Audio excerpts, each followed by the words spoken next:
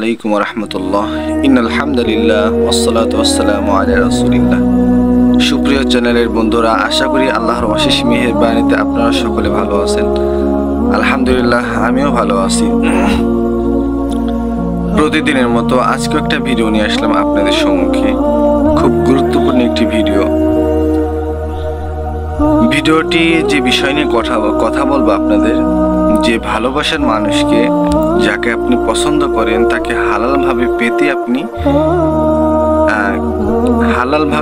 আপনি কি দোয়া কি আমল করতে পারবেন, যে আমলের ধারায় আল্লাহ তাআলা আপনাকে আপনার ভালোবাসার মানুষকে ফিরাইয়া দিবেন এবং আপনার ভালোবাসার মানুষকে আপনি কাছে পাবেন।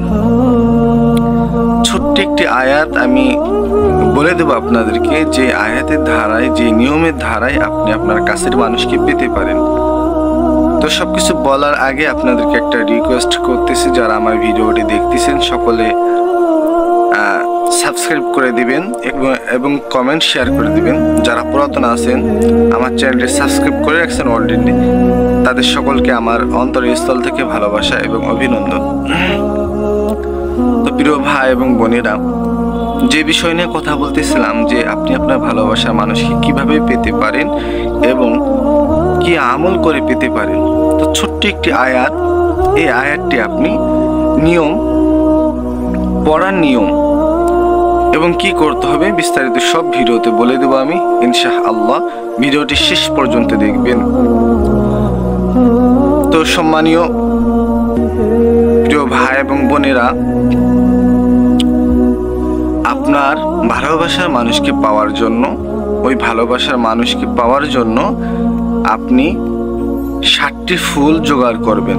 7 রকমের 7টি ফুল, 7টি সুগন্ধি ফুল বাজারে কিনতে পাওয়া যায়। বিভিন্ন ফুল ইত্যাদি পাওয়া যায় বাজারে কিনতে।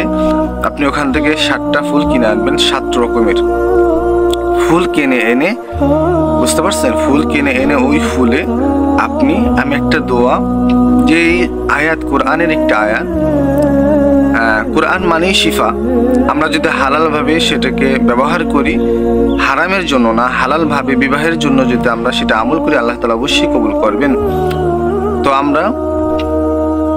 আমি যে দোয়াটা আপনাকে দিব, ওই দোয়াটা আমি মুখস্থ বললে আপনার মনে থাকবে না, যার কারণে আমি ডিসক্রিপশন বক্সে আমি লিখে দিব সুন্দর করে আরবিতে।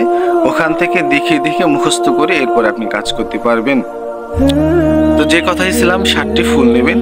7টি ফুলে আপনি একটা ফুলে 3বার করে ফু দিবেন। একটা ফুলে 3বার করে এই আয়াতটি ফু দিবেন। মোট 7টি ফুলে 3 × 7 = 21 বার ফু দিবেন।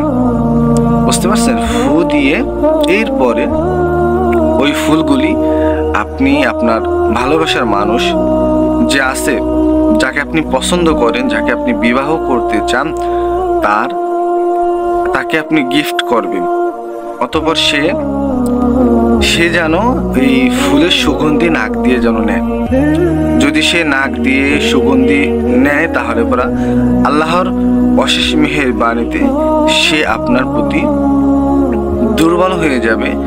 এবং আপনি যদি, অনেকে আছে এই সমস্যা ভুগতেছে, যে আমি যাকে পছন্দ করি তাকে আমি বলতে পারতেছি না। স্কুলের বেস্ট ফ্রেন্ড হোক, স্কুলে পড়াশোনা করেন, একসাথে আড্ডা দেন, সময় কাটান, এরকম অনেক সময় হয়। পছন্দ করেন কিন্তু আপনি তাকে বলতে পারেন না। তো আপনি এইভাবে করেও জিনিসটা বলতে পারেন। এভাবে করে দিলে আল্লাহ তাআলার ওসিলায় ওই মেয়ে বা ওই ছেলে আপনার প্রতি আসক্ত হবে। তো আশা করি আপনারা বুঝতে পারছেন। তো সকলে ভালো থাকবেন। অন্য কোনো ভিডিও নিয়ে আসবো অন্য কোনো দিন। সকলে ভালো থাকবেন। আসসালামু আলাইকুম ওয়া রাহমাতুল্লাহি ওয়া বারাকাতুহু।